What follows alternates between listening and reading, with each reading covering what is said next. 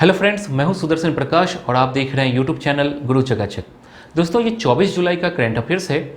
Video के बीच में आपसे एक क्वेश्चन पूछूंगा जिसका आंसर आपको कमेंट बॉक्स में देना है। आज के करंट अफेयर्स का पीडीएफ आपको गुरु चकाचक के टेलीग्राम ग्रुप में मिलेगा। टेलीग्राम ग्रुप का लिंक डिस्क्रिप्शन बॉक्स में है।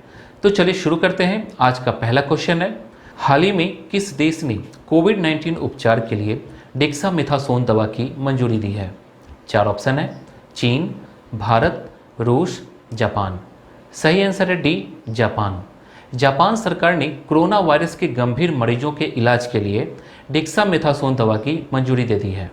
हाल ही में ब्रिटेन में ट्रायल में सामने आया है कि इस दवा से मरीजों की मृत्यु दर में कमी आई है।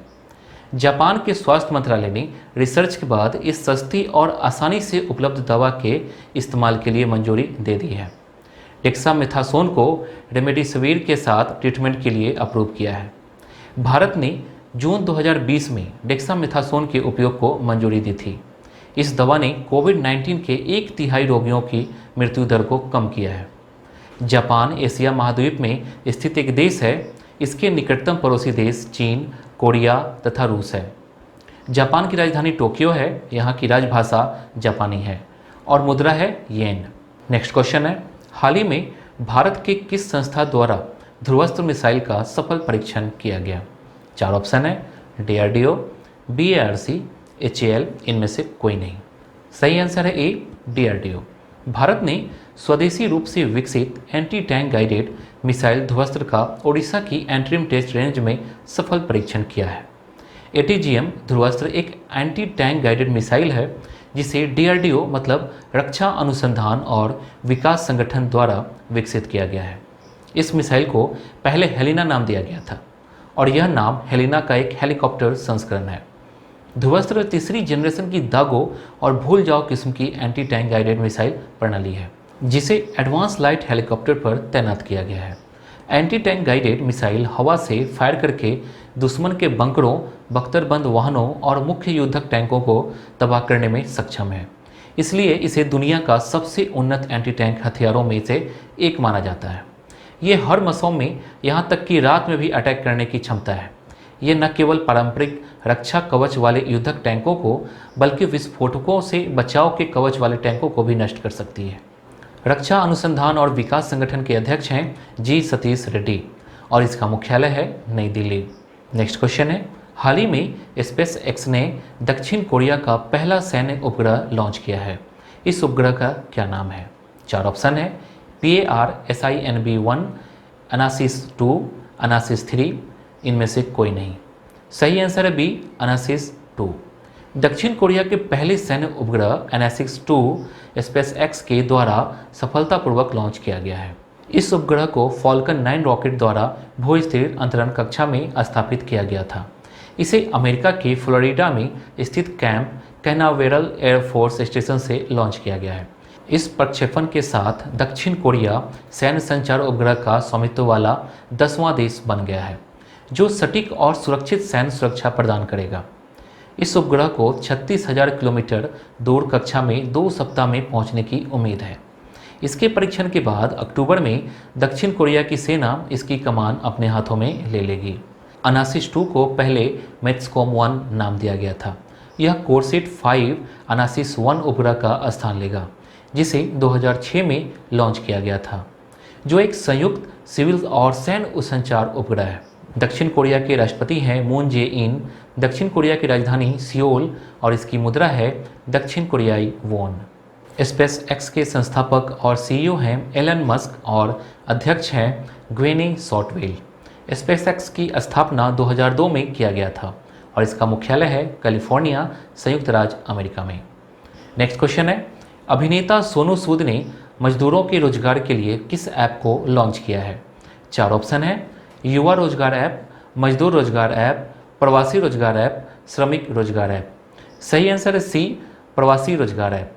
यह एप्लीकेशन नौकरियों को खोजने और विशिष्ट नौकरी प्रशिक्षण कार्यक्रमों की पेशकश करने के लिए सभी आवश्यक जानकारी प्रदान करता है। यह नौकरियों को खोजने के लिए सभी आवश्यक लिंकेज और जानकारी प्रदान करेगा। इस ऑनलाइन प्लेटफॉर्म में 500 से अधिक कंपनियां हैं जो परिधान, निर्माण, health care, BPO, engineering, automobile, logistics, e commerce आदि से संबंधित हैं। साथ ही एक टोल फ्री नंबर भी लॉन्च किया गया है जिसे 24/7 संचालित किया जाएगा। 24 घंटे की हेल्पलाइन के साथ सहायता केंद्र दिल्ली, मुंबई, बैंगलोर, हैदराबाद, कोयम्बटूर, अहमदाबाद एंड तिरुवनंतपुरम सहित 7 शहरों में स्थापित किए गए हैं। यह ऐप सही नौकरी के अवसर खोजने के लिए श्रमिकों के लिए एक मंच के रूप में कार्य करेगा। नेक्स्ट क्वेश्चन है, टूनज मीडिया ग्रुप द्वारा शुरू किए गए लीजेंड ऑफ एनिमेशन पुरस्कार किसे दिया जाएगा? 4 ऑप्शन है, अर्नब चौधरी, संतोष कुमार, विकास सिंह, राकेश चौहान। सही आंसर है ए, अर्नब चौधरी। हाल ही में एनिमेशन मास्टर समिट 2020 के डिजिटल संस्करण के तहत टूनज मीडिया ग्रुप द्वारा शुरू किए गए लीजेंड ऑफ एनिमेशन पुरस्कार मरणोपरांत महान एनिमेशन निर्देशक अर्नब चौधरी को दिया जाएगा। यह पुरस्कार उन्हें भारत के एनिमेशन और मनोरंजन उद्योग में दिए गए उनके अमूल्य योगदान के लिए दिया जा रहा है। अर्नब का निधन 25 दिसंबर 2019 को हुआ था। उन्हें भारतीय एनिमेशन इंडस्ट्री में सबसे बेहतर माना जाता है और उनकी एकमात्र animation film Arjun the warrior Prince Oscar पुरस्कारों के लिए नामित होने वाली एनिमेशन फिल्म थी। नेक्स्ट क्वेश्चन है, हाल ही में SBI जनरल इंश्योरेंस का MD और CEO किसे नियुक्त किया गया है? 4 ऑप्शन है, रमेश सिन्हा, KY पाटिल, PC कंडपाल, राकेश रंजन। सही आंसर है सी, PC कंडपाल।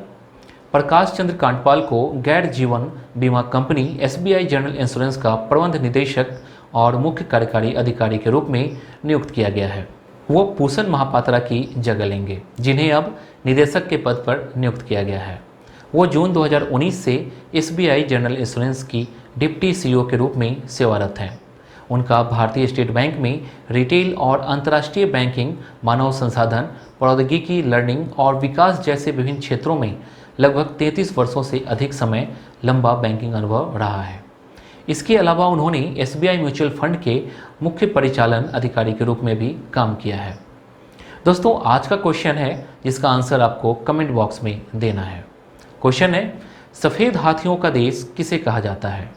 क्वेश्चन है, सफ़ेद हाथियों का देश किसे कहा जाता है? 4 ऑप्शन है, Australia, Zimbabwe, Brazil, Thailand.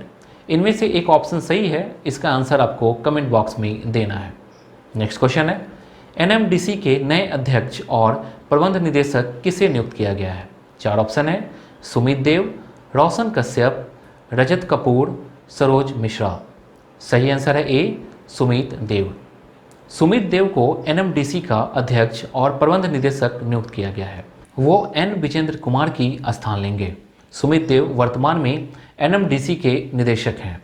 NMDC के CMD के रूप में उनका कार्यकाल 28 फरवरी 2023 तक रहेगा।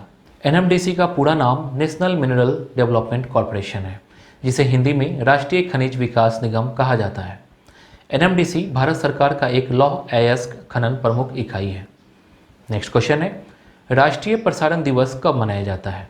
4 ऑप्शन है, 22 जुलाई, 23 जुलाई, 24 जुलाई, 25 जुलाई। सही आंसर है बी, 23 जुलाई। भारत में 23 जुलाई को हर वर्ष राष्ट्रीय प्रसारण दिवस के रूप में मनाया जाता है। रेडियो प्रसारण प्रारंभ होने के उपलक्ष्य में यह दिवस मनाया जाता है। भारत में पहली बार रेडियो प्रसारण 23 जुलाई 1927 को शुरू किया गया था और यह प्रसारण एक निजी कंपनी इंडियन ब्रॉडकास्टिंग कंपनी के तहत बॉम्बे स्टेशन से किया गया था।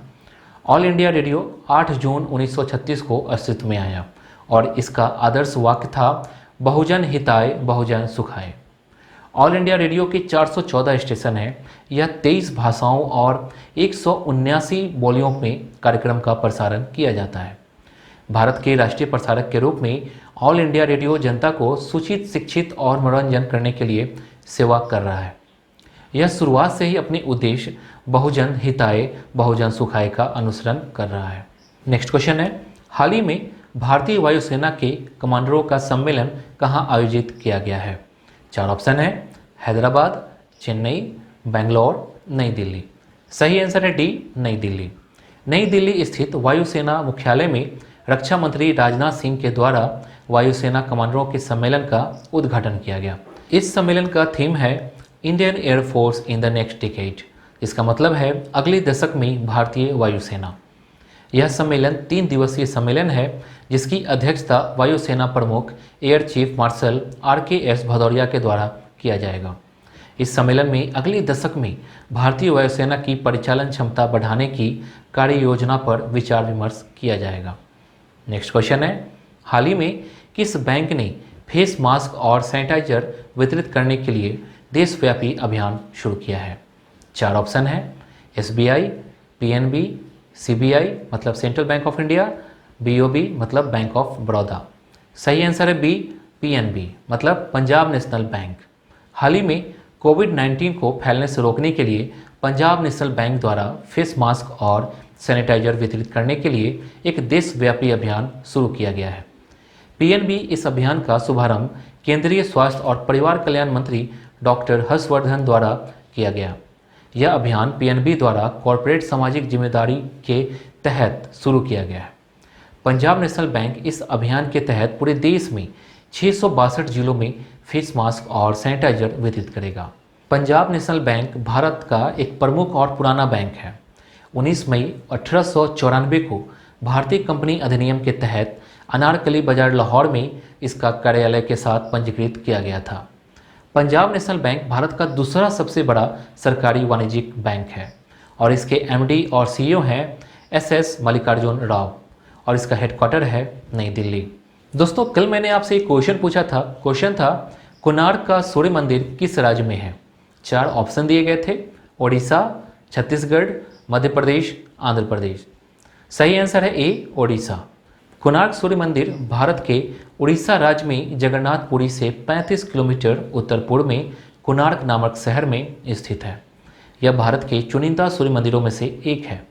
सन 1984 में यूनेस्को ने इसे विश्व धरोहर स्थल के रूप में मान्यता दी है।